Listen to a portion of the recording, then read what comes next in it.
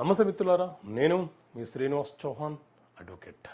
మిత్రులారా, ఎవరైనా ఒక ప్రభుత్వ ఉద్యోగి కానీ లేకపోతే ఒక ప్రైవేట్ ఉద్యోగి కానీ అప్పు తీసుకొని అప్పు చెల్లించని పక్షంలో అతని యొక్క జీతాన్ని జప్తు చేయమని మనం న్యాయస్థానాన్ని అడగవచ్చా?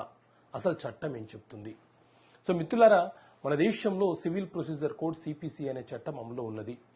ఈ సిపిసి చట్టము ఏం చెప్తుంది అని అంటే, ఏదైనా ఒక సివిల్ వివాదము న్యాయస్థాన పరిధిలోకి వచ్చినప్పుడు న్యాయస్థానము ఆ వివాదాన్ని ఎలా విచారణ చేయాలో చెప్పే చట్టమే ఈ సిపిసి సివిల్ ప్రొసీజర్ కోడ్ అనే చట్టం.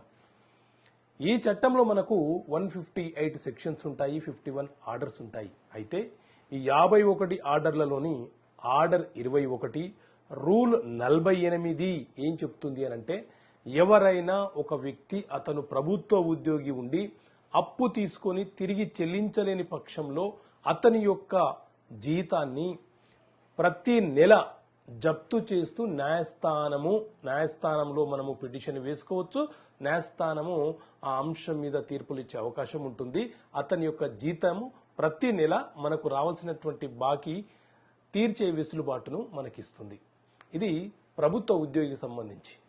అదే ఒక ప్రైవేట్ ఉద్యోగి అయితే, ఏదైనా ఒక కార్పొరేట్ కంపెనీలో, ఎంఎన్సీ కంపెనీలో లేదా ఏదైనా ఒక సంస్థలో ఉద్యోగం చేస్తున్నటువంటి ప్రైవేట్ ఉద్యోగులు అప్పు తీసుకొని చెల్లించని పక్షంలో వారి మీద కూడా ఆర్డర్ 21 రూల్ 48A ప్రకారంగా ప్రైవేట్ ఉద్యోగి యొక్క జీతాన్ని కూడా జప్తు చేయమని అడిగే హక్కు అప్పిచ్చిన వ్యక్తికి ఉంటుంది. వారి యొక్క జీతాలను జప్తు చేయవచ్చు. అలాగే వారి పేర్ల మీద ఏదైనా ఆస్తులుంటే వాటిని కూడా జప్తు చేసి మనకు రావాల్సినటువంటి బాకీ ఏదైతే ఉందో, అప్పు ఏదైతే ఉందో దానిని వడ్డీతో సహా వసూలు చేసుకునే వెసులుబాటు మనకు చట్టం కల్పిస్తుంది. ఓకే మిత్రులారా, థ్యాంక్ యూ. జై హింద్.